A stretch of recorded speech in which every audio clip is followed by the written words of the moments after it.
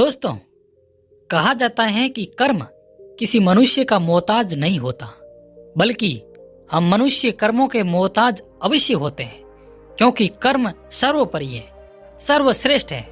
और यदि कोई मनुष्य ये सोचता है कि वह कोई कर्म नहीं करता, तो यह उसकी सबसे बड़ी भूल है, क्योंकि बिना कर्म के कोई भी मनुष्य एक पल के लिए भी जीवित नहीं रह सकता, क्योंकि यह संसार इसी तरह से बनाया गया है। और इस संसार में हर एक मनुष्य अपना कर्म अवश्य करता है, वो चाहे या ना चाहे, लेकिन उसे कर्म तो करने ही पड़ते हैं, और ये जरूरी भी है। और ऐसा कोई भी जरूरी नहीं है कि हर मनुष्य रोज रोज पूजा पाठ करे, मंदिर जाए, दान दक्षिणा दे, बल्कि जरूरी तो यह है कि वह इंसान कुछ ऐसे कर्म करें कि जहाँ पर भी वो जाए लोग उसका सम्मान करें, उसका आदर करें। वो जहाँ भी जाए वो मंदिर बन जाए। और जो कोई मनुष्य प्रकृति के हर एक नियमों का पालन करता है वो परमात्मा के करीब होता है। और यदि परमात्मा भी इस संसार में जन्म लेते हैं तो उन्हें भी इस संसार के नियमों का पालन करना ही पड़ता है।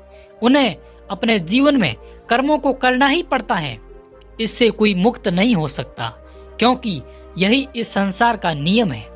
पर यहाँ पर कर्म भी दो प्रकार के होते हैं, अच्छे और बुरे। यदि कोई अच्छा मनुष्य है जिसकी सोच अच्छी है, सकारात्मक है, तो लोगों के प्रति दया का भाव रखता है, वो मनुष्य हमेशा अच्छे कर्म करता है। वहीं पर जिस मनुष्य के अंदर द्वेष है, तृष्णा है, लालच है, जो लोगों के प्रति ईर्ष्या रखता है, वो बुरे कर्म करने से पीछे नहीं हटता। हमें अपने जीवन में अच्छे कर्मों को अपनाना चाहिए और बुरे कर्मों का त्याग करना चाहिए, क्योंकि हमारे अच्छे कर्म हमें प्रकृति की दिशा में ले जाते हैं और वहीं पर बुरे कर्म मनुष्य के वतन की ओर ले जाते हैं। कोई भी व्यक्ति हो, उसके अच्छे और बुरे दोनों ही कर्म उसे इसी संसार में भोगने पड़ते हैं। परमात्मा कभी भी हमें कोई सजा नहीं देते, बल्कि हम जैसे कर्म करते हैं वैसे ही फल हमें मिलते हैं। यदि कर्म अच्छे होंगे तो उनका फल आपको अवश्य मिलेगा, और यदि कर्म बुरे होंगे तो उसकी सजा भी आपको ही भुगतनी पड़ेगी। आपके जीवन में भी कई बार ऐसी घड़ी आई होगी जब आपने असमंज में कोई फैसला ले लिया होगा, लेकिन वो फैसला प्रकृति के खिलाफ होगा। और आप जब ये फैसला ले लेते हैं तो आप इससे संतुष्ट नहीं रहते हैं। आपके मन में एक तनाव रहता है, एक डर रहता है कि हमने जो फैसला लिया है वह सही है या गलत है। इसीलिए जरूरी यह है कि आप अपने कर्म को समझें, उस पर विचार करें और फिर उसी के अनुरूप काम करें। इस तरह से आप अपने जीवन को बेहतर दिशा दे सकते हैं। आपका जीवन एक बेहतर दिशा की तरफ आगे बढ़ सकता है। जिस सफलता के पीछे हम लगातार भागते रहते हैं, उनके पीछे भी हमारे कर्म ही है। यदि हम अच्छे और सही कर्म करेंगे तो हमें सफलता भी निश्चित तौर पर मिलेगी, क्योंकि वास्तविकता तो यही है, सफलता आपके कर्मों में है, बल्कि फल में नहीं। जो आपको खुशी का एहसास दिलाती है, जो आपको ये अनुभव कराती है कि आपने जो कर्म किए हैं वह अच्छे हैं, जिस कारण आप बहुत अच्छा महसूस कर पाते हैं।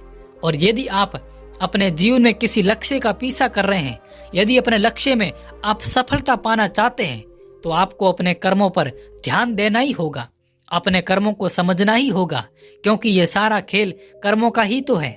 जिस प्रकार यदि आप किसी लक्ष्य का पीछा कर रहे हैं, उसे पाने की कामना कर रहे हैं, तो उसके प्रति आपको अच्छे कर्म ही करने होंगे।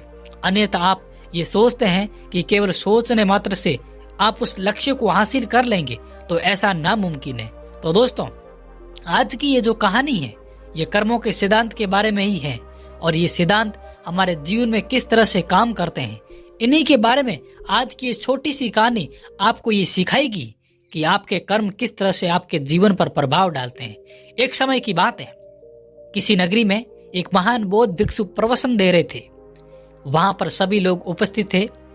जैसे ही प्रवचन समाप्त हुआ, उन प्रवचन सुनने वालों में से एक व्यक्ति ने बौद्ध भिक्षु से कहा, हे गुरुवर, मेरे मन में एक प्रश्न है, यदि आपकी आज्ञा हो तो मैं आपसे पूछना चाहता हूँ।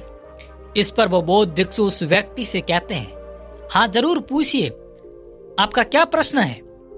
इस पर वो व्यक्ति उन बौद्ध भिक्षु से कहता है, हे गुरुवर, मैं अपने जीवन में सभी कार्य करता हूँ, मैं कभी किसी का बुरा नहीं सोचता, बुरा नहीं करता, फिर भी भला मेरे साथ बुरा क्यों होता है? मैंने तो किसी का बुरा किया ही नहीं। मैं हमेशा अच्छे कर्म करने की तलाश में रहता हूँ, मैं हमेशा अच्छे कर्म करता हूँ, फिर भला मेरे साथ ऐसा क्यों होता है? मुझे हमेशा दुख क्यों झेलना पड़ता है?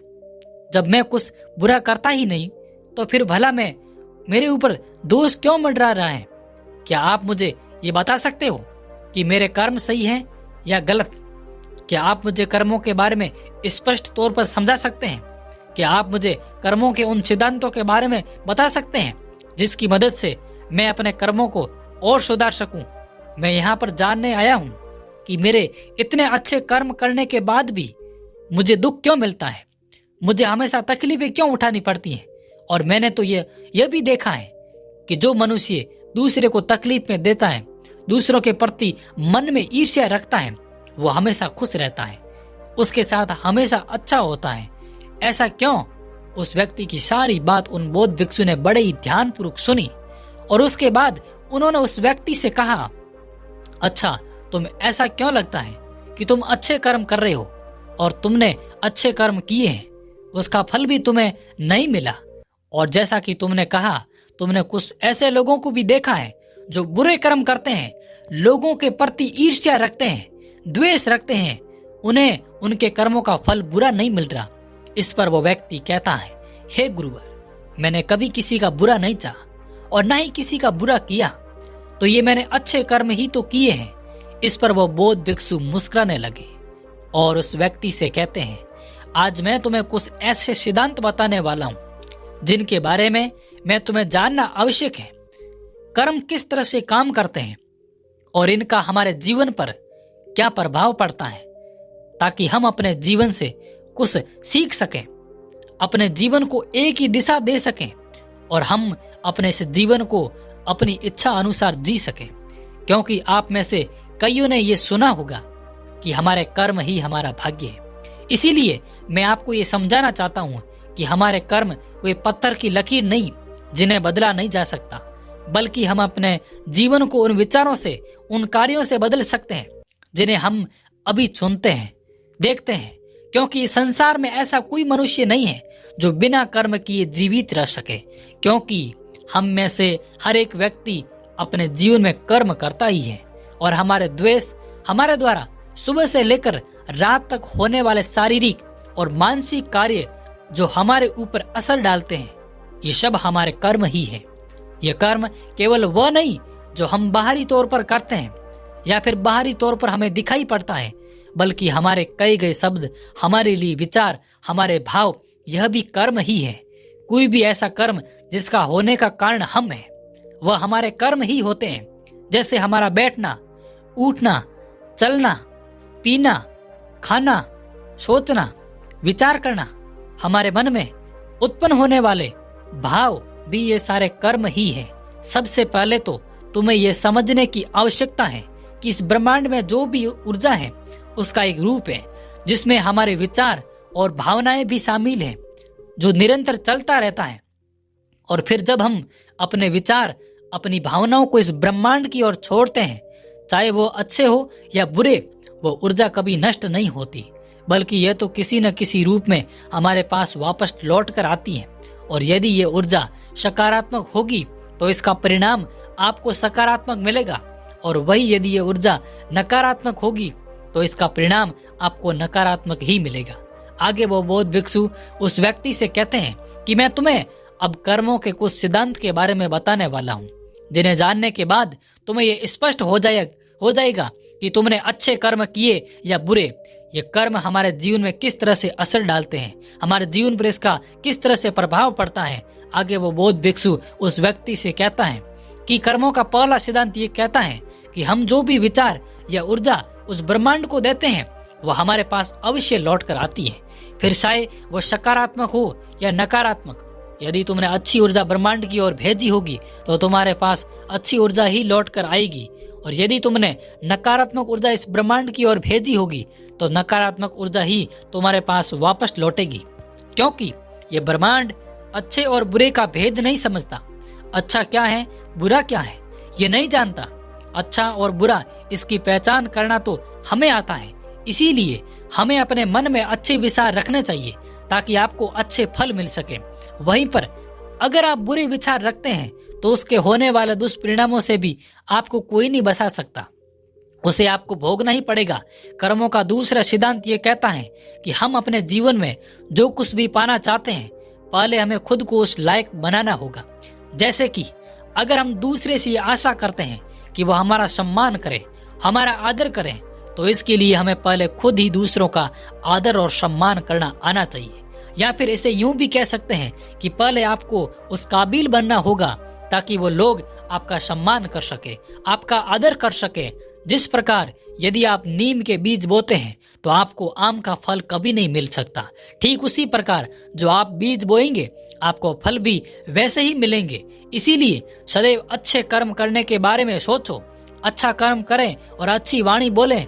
कर्मों का अगला सिद्धांत ये कहता है कि हमारे जीवन में यदि कोई घटना घटित हो जाती है, घटना अकस्मात ही हमारे मन में नहीं आती, बल्कि यह भी हमारे कर्मों का ही फल होता है।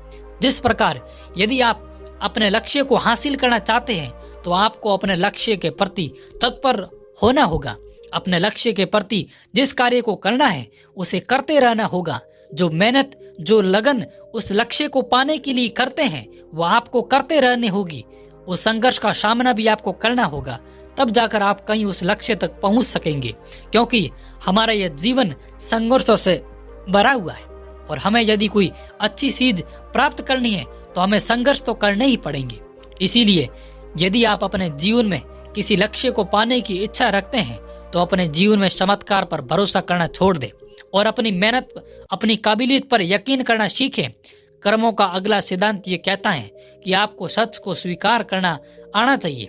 आप उससे भागते रहोगे तो आप कभी भी उस सच को बदलने का प्रयास नहीं करेंगे और ना ही आप उसे कभी बदल पाएंगे। मान लीजिए कि आपको सुबह देरी से उठने की आदत है और यदि आप इस सच को स्वीकार नहीं कर सकते तो आप कभी भी इसे बदल नहीं सकते। वहीं पर अगर आप इसे स्वीकार करते हैं और इसे बदलने की मन में ठान लेते हैं तो आप इसे अवश्य ही बदल कर रहेंगे। इसीलिए अपने जीवन में अपने आप से कभी झूठ मत कहिए। आपके जीवन में जो भी कड़ी ऊंचाइयां हैं उसे स्वीकार कीजिए, तभी आप उनका सामना कर सकेंगे, उन्हें बदल सकेंगे। इसीलिए हमें सच को स्वीकार करते हुए आगे जरूर बढ़ना चाहिए। इसके अलावा हमारे पास और कोई उपाय नहीं है। यदि आगे बढ़ते हुए आपसे कोई गलतियां भी हो जाएं तो स्वीकार कीजिए और उसे सुधारने की कोशिश कीजिए, क्योंकि ऐसे लोग ही अपने जीवन में हर ऊंचाइयों को हासिल कर पाते हैं जिनकी वह कामना रखते हैं। कर्मों का अगला सिद्धांत ये कहता है कि अपने जीवन में निरंतर प्रयास करते रहिए, क्योंकि निरंतर प्रयास करते रहना ही वही मार्ग है जिसमें हम सफलता को हासिल कर सकते हैं। और ये तभी संभव है जब समय के साथ खुद को बदलने के लिए आप तैयार हो, क्योंकि बदलाव ही इस सृष्टि का नियम है और ये बदलाव किसी और से नहीं बल्कि आपसे ही शुरू होता है, आपके भीतर से शुरू होता है। यदि आप अन्य लोगों को बाहर की परिस्थितियों को बदलने की कोशिश करते हैं तो ये करना व्यर्थ है, क्योंकि आप अपना सब कुछ इस पर नष्ट कर रहे हैं। उसकी जगह पर यदि आप अपने ऊपर ध्यान दें, अपने अंदर ध्यान दें, तो आप उसे अवश्य बदल सकते हैं और अपने समय का सही इस्तेमाल करके आप अपने लक्ष्य तक पहुंच सकते हैं। मान लीजिए कि आप कोई ऐसा कार्य करने जा रहे हैं जिसके लिए आपको कड़ी मेहनत करनी होगी, लेकिन आप ये सोच रहे हैं कि कोई आएगा और आपकी इस मेहनत में मदद करेगा, तो ऐसा करना व्यर्थ होगा। बल्कि इसके लिए तो मैं आपको क्यों करना चाहिए कि यदि आपको उस काम के बारे में कोई भी खास जानकारी नहीं है तो पहले आप उसके लिए जानकारी प्राप्त करें, उसके बारे में सीखें, समझें और फिर उस कार्य को शुरू कर दें। यदि आप समय के साथ अपने अंदर बदलाव करते जाएंगे और निरंतर अपने कार्य पर काम करते जाएंगे तो आप अवश्य ही सफलता को हासिल कर सकेंगे। तो वह बौद्ध भिक्षु अगला सिद्धांत बताते हुए कहते हैं, आज आपके जीवन में जो कुछ भी आपके पास है, आप चाहे जहां कहीं भी हो, आपके जीवन में जो भी मुसीबत है, जो भी सफलता है आपने प्राप्त की है, ये सब आपके ही कर्मों का फल है। इन सब के लिए आप ही जिम्मेदार हो, क्योंकि आपने ही अपने भूतकाल में ऐसे फैसले लिए थे जिसका परिणाम या तो आपको बहुत अच्छा मिल रहा है या तो आपको बहुत बुरा। लेकिन हमें इनसे मुंह नहीं मोड़ना चाहिए, बल्कि हमें इन्हें स्वीकार करना चाहिए, इनकी जिम्मेदारी लेनी चाहिए। अगर हम ऐसा नहीं करते और किसी अन्य व्यक्ति या फिर किसी परिस्थिति को इसका जिम्मेदार मानते हैं तो ये करना बिल्कुल सही नहीं, क्योंकि यह हमें आने वाली और भी बड़ी मुसीबत में फंसा सकता है और फिर हम कभी भी इस समस्या का समाधान नहीं कर पाएंगे। क्योंकि हम में से अधिकांश लोगों की आदत होती है कि जब हम कोई अच्छा कार्य करते हैं और जब हम उस कार्य के लिए हमेशा शाबाशी मिलती है तो हम वहां पहुंच जाते हैं, लेकिन जब हमने कोई बुरा कार्य किया होता है तो हम इसका दोष किसी और पर थोप देते हैं, जबकि हमें ऐसा नहीं करना चाहिए। हमें इसकी जिम्मेदारी खुद उठानी चाहिए। हमारे उस कार्य से जो भी समस्या उत्पन्न हुई है उसका समाधान हमें खुद ही करना चाहिए। वो बौद्ध भिक्षु अगला सिद्धांत बताते हुए कहते हैं कि आज हमारा जो जीवन है इसमें जुड़ा हुआ हमारा वर्तमान, हमारा भविष्य, हमारा आज है और ये सब कुछ हमसे जुड़ा हुआ है। जैसे कि यदि आपने अपने अतीत में कोई ऐसी चीज सीखी थी जो आज आपके काम आ रही है, तो हो सकता है कि आप आज भी कुछ ऐसी चीज सीखते रहो जो आपका आने वाला भविष्य बना सकती है। इसीलिए हमें सीखने से कभी भी पीछे नहीं हटना चाहिए। हमें अपने जीवन में लगातार सीखते रहना चाहिए, क्योंकि ये हमारे जीवन में कभी भी काम आ सकता है। इसीलिए कभी भी इससे पीछे नहीं हटना चाहिए। ये सब हमसे जुड़ा हुआ है। हमारा वर्तमान, अतीत, हमारा भविष्य, ये सब एक साथ जुड़े हुए हैं। कर्मों का अगला सिद्धांत ये कहता है कि हमें यदि किसी लक्ष्य को पाना है तो हमें केवल एक चीज पर अपना ध्यान केंद्रित करना चाहिए, न कि कई सारी चीजों पर। जब हम एक साथ बहुत सारी चीजों पर अपना ध्यान केंद्रित करने लग जाते हैं तो हमारे सीखने की गति धीमी हो जाती है और हम फिर भी किसी चीज को सीख नहीं पाते हैं, जो हमारे जीवन में निराशा और नकारात्मक का कारण बन जाती है। यदि मान लीजिए कि आप एक अध्यापक बनना चाहते हैं तो अध्यापक बनने के लिए आपको अपना पूरा ध्यान केवल अध्यापिका की पढ़ाई पर लगाना चाहिए, न कि बहुत सारी अन्य चीजों पर। यदि आप पूर्ण रूप से केवल अध्यापिका की पढ़ाई ध्यान देते हैं तो आप अवश्य ही अध्यापक बन जाएंगे, और यदि आप उस समय पर अन्य सारी चीजों पर ध्यान देते हैं तो आपका ध्यान भटक जाएगा। ना तो आप अच्छी तरह से पढ़ाई कर सकेंगे और ना ही अपने लक्ष्य को प्राप्त कर सकेंगे, जिस कारण आपके जीवन में केवल निराशा और नकारात्मकता बचेगी। फिर आप कभी भी अपने लक्ष्य तक नहीं पहुंच सकोगे। कर्मों का अगला सिद्धांत ये कहता है कि जीवन में खुश रहो, अतीत के लिए पछताना बंद कर दो, भविष्य के लिए सोचना बंद कर दो और आज से ही अभी से आप अपने वर्तमान पर ध्यान दो, क्योंकि अतीत बीत चुका है, उसे बदला नहीं जा सकता और भविष्य की चिंता में रहने से हमारा आज खराब हो जाता है। हम अपने आज पर ध्यान नहीं दे पाते हैं, और यदि आपको अपने भविष्य में कुछ हासिल करना है, जिस लक्ष्य को पाना ही है, तो उनके लिए आपको आज ही मेहनत करनी होगी। इसीलिए अपने आप को वर्तमान पर ध्यान देने की कोशिश करनी चाहिए। यदि आप आज मेहनत नहीं करते, आज वही चीजें नहीं सीखते, तो आप अपने भविष्य में उन चीजों तक कभी नहीं पहुंच सकेंगे जिसकी आप कामना कर रहे हो, जिसके बारे में आप सोच रहे हो, जिसके लिए आपने दिन रात मेहनत करने की सोची है। हमें अतीत में की हुई कुछ गलतियां से सीखना चाहिए, ना कि उन्हें लेकर रोते रहना चाहिए। कर्मों का अगला सिद्धांत ये कहता है कि हमारा इतिहास तब तक तो आता रहता है जब तक हम कुछ सीख कर आगे बढ़ने का रास्ता नहीं ढूंढ लेते। किसी भी काम को बार बार एक ही तरीके से करने पर अलग अलग परिणाम की उम्मीद करना मूर्खता है। इसीलिए हमें अपने जीवन में सीखते रहना आवश्यक है, फिर वह चाहे अपनी गलतियां से ही हो क्यों ना हो, फिर वह चाहे और की गलतियों से ही क्यों ना हो, लेकिन सीखना आवश्यक है। अपने जीवन में बदलाव लाना आवश्यक है, अन्य रास्तों की खोज करना आवश्यक है। बुद्ध का आखिरी सिद्धांत कहता है, हमारे जीवन में होने वाले बड़े बदलाव, इनके लिए थोड़ा समय लगता है। इसीलिए जीवन में बड़ी सफलता लगातार प्रयास करते और लंबे समय तक धैर्य रखने से मिलती है। इसीलिए हमें अपने जीवन में लंबे समय तक चलने वाले परिणाम चाहते हैं तो हमें धैर्य रखना भी होगा। यदि हम जल्दबाजी में ये सारे कार्य करें तो आगे चलकर हमें इसके परिणाम इतने अच्छे नहीं मिल पाते, और अगर हम कोई सही फैसला नहीं लेते हैं तो उसके परिणाम भी हमें लंबे समय तक और अच्छे नहीं मिलते हैं। तो दोस्तों, ये कहानी आपको कैसी लगी कमेंट बॉक्स में कमेंट करके जरूर बताएं। और ऐसे ही वीडियो देखने के लिए हमारे चैनल पर फर्स्ट बार हैं तो चैनल को सब्सक्राइब अवश्य कर दीजिए। और मिलते हैं नेक्स्ट कहानी में, तब तक के लिए बने रहिए। जय भारत, जय हिंद।